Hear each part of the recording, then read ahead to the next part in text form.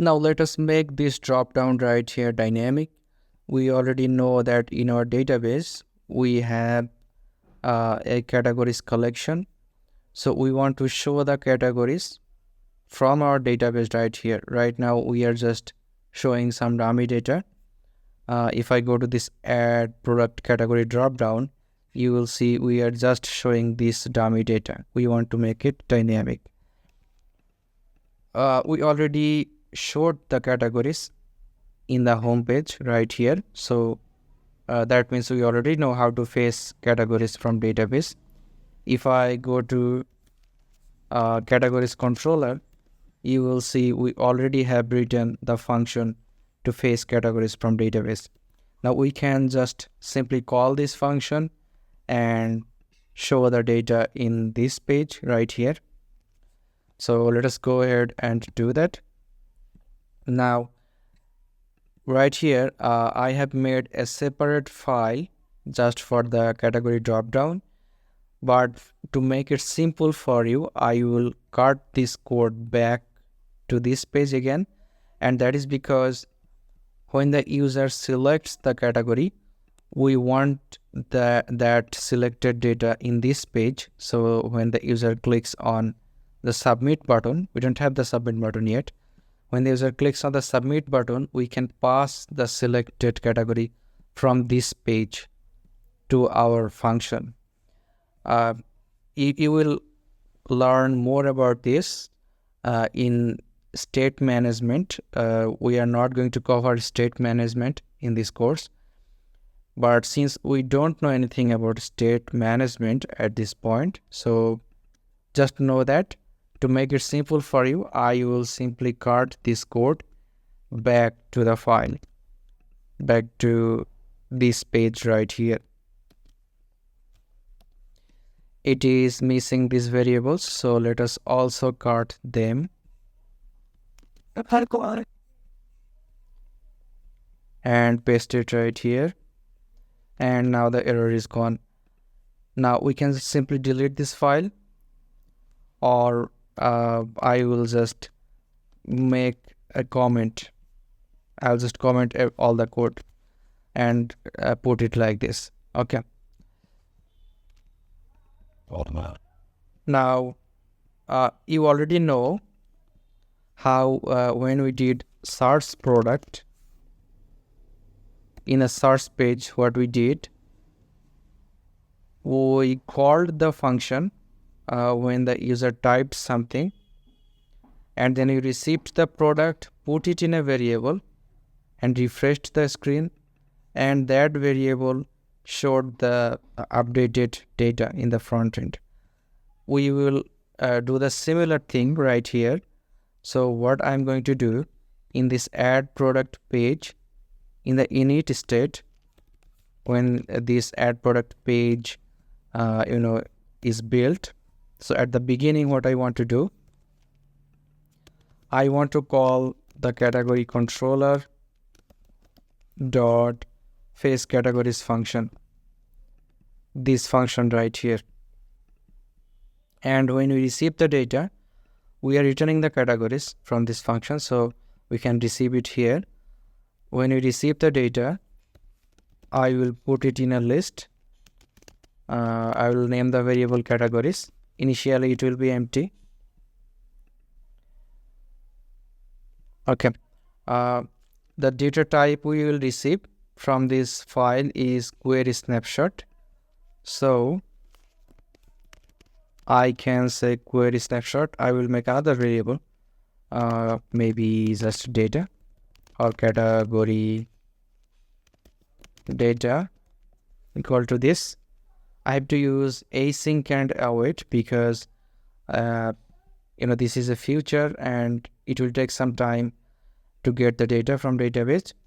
So I have to use async and await. I can directly use async right here, but it will throw an error. It will say you should write a separate function for that if you want to use async and await. So what I'm going to do, I am going to create a separate function right here. Call it maybe fetch categories and put this code right here.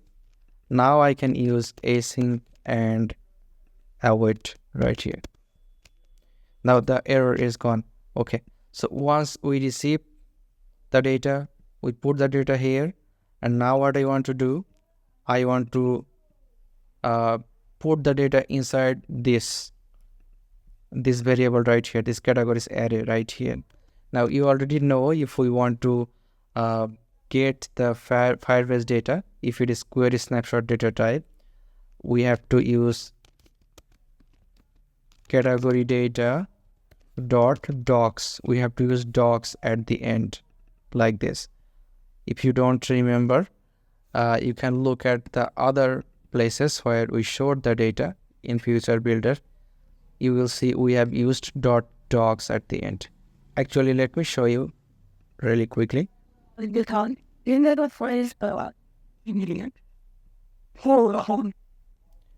have showed some data in featured products, and when we showed the data, we used like the snapshot.data.docs.length, snapshot.data.docs of i.img link, etc. So you got the point, I believe. Anyway, now I am doing the same thing. I am using .docs and putting the data inside this array of ours right here. Now I have to call this function from init state, otherwise it won't run. We have to run the function somewhere. So we are running it in init state. And when also, sorry, we have to use set state, otherwise the function may not refresh. I mean, the screen may not refresh. Okay, so the category, we can now use this categories variable and show it in our dropdown. Now, if I try to show it in the dropdown, it will throw an error, because this is just going to give us the Firebase data type. What I mean by that, inside this will give us everything. Inside the categories, we have many fields. We have category name field, we have icon location field. We want to show only the name. We want to show the name in the front end right here. So what we have to do, we have to run a loop. And let me show you how to do that.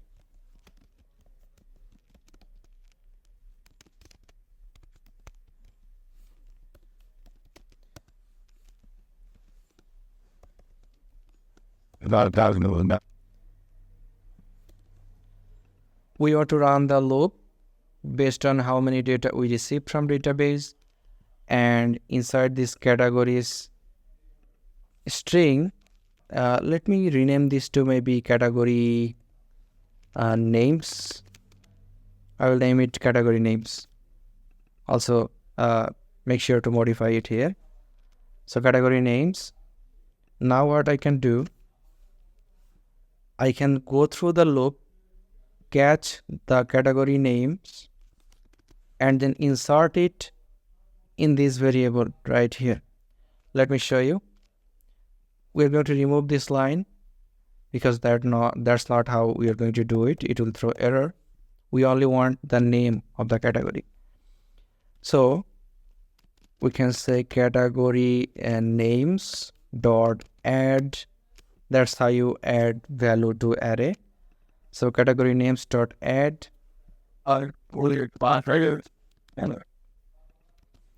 category docs of I of category name.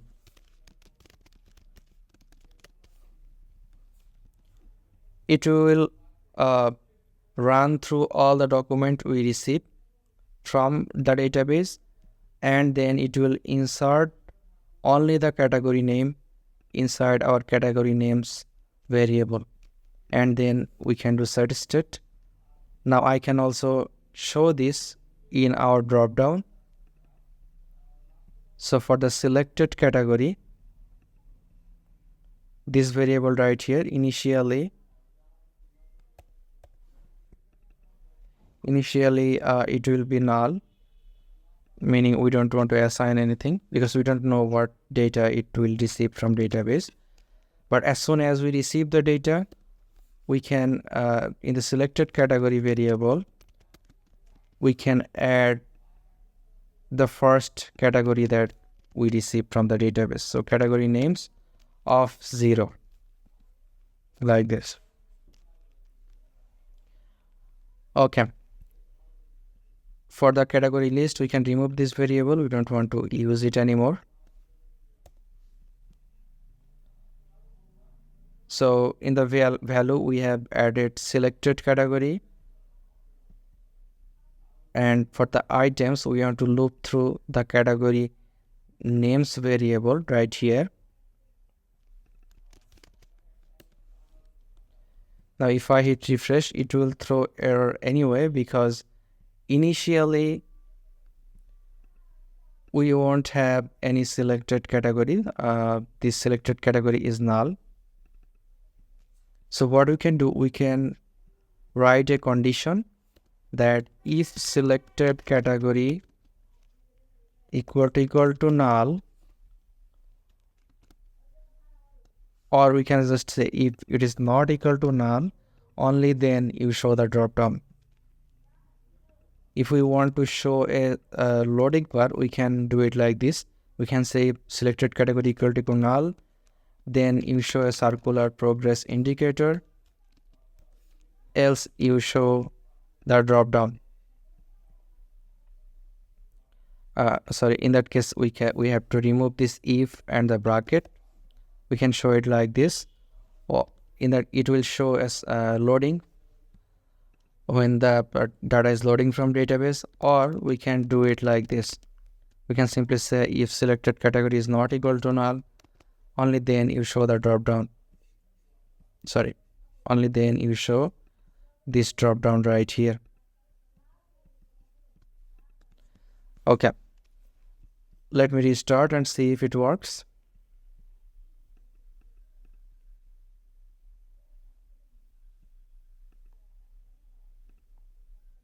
Add product. Initially it doesn't show anything right here because it was loading from database. Now this is the data we are receiving from the database. So the first item was gift and the second item was food. It shows perfectly right here. Okay, but what are we doing here? We want to try, we want to add product from this page, right? If we go to products collection, we can see that to add product, we don't want the category name. We actually want the category ID. That means the document ID inside the categories. This is an ID, right? We only want the category ID to add product, not the category name. Okay, so in the drop down, we are only showing the category name, not the ID. So what we have to do, based on what the user selects, based on which name the user selects, we have to find the category ID of that selected dropdown. So just like we are storing the category names in our variable right here, we also want to store the whole data that the database was giving us so that we can capture the category ID as well. So what I mean by that, I will take another variable, call it category with or just category full data, maybe. You can name it anything. Category full data. And right here in category full data, we want to receive the category data dot docs.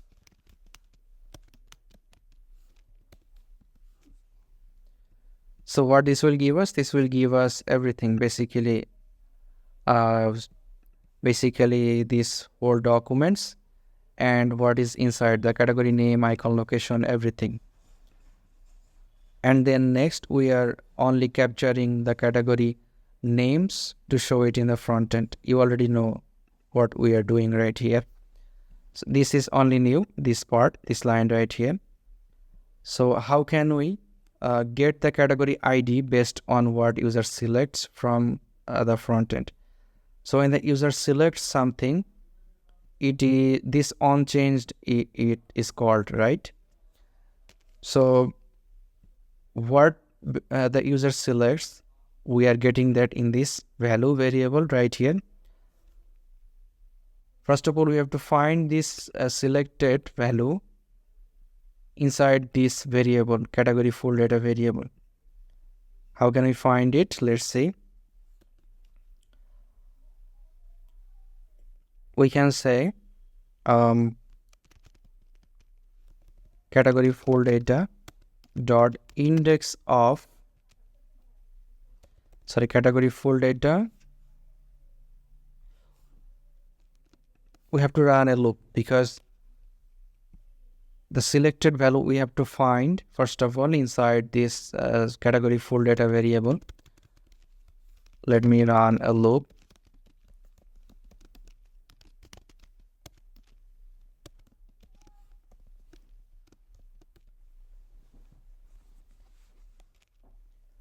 And then I can say variable found data maybe.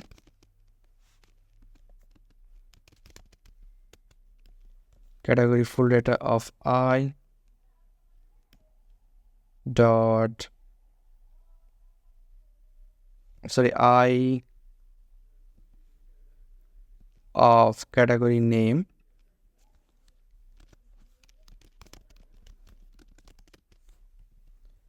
we have to write a condition. We want to say if the category name equal to this value that the user selected, that means we have found the item inside the category full data.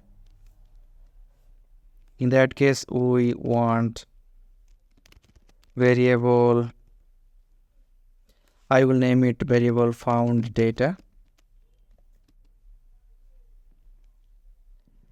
equal to category full data of I dot ID. Let me give it a data type. So it will be list of query snapshot.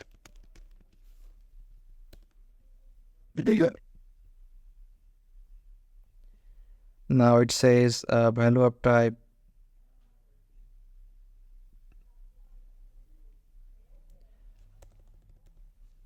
right.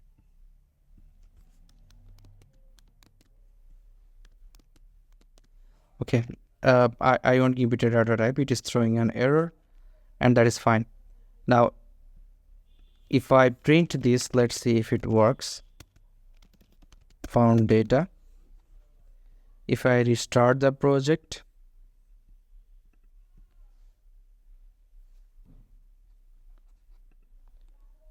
go to add product. Let me open the console. Now, if I select something, it prints the ID of the selected data. So if I select gift, it prints IMH at the end. Let's see if we have something. Yes, IMH for gift. So when I selected gift, it printed IMH this ID at the in the console because we are printing it right here. Okay, so that means we have found the data and got the ID of that selected category. Now our job is to put it in a variable right here so that we can later use it. I will take a variable on top and call it variable selected category ID. And when the user selects something, we want to remove this code, and this variable we want to assign the ID in this variable selected category ID. like this. And we will move this set state right after the loop and hit save.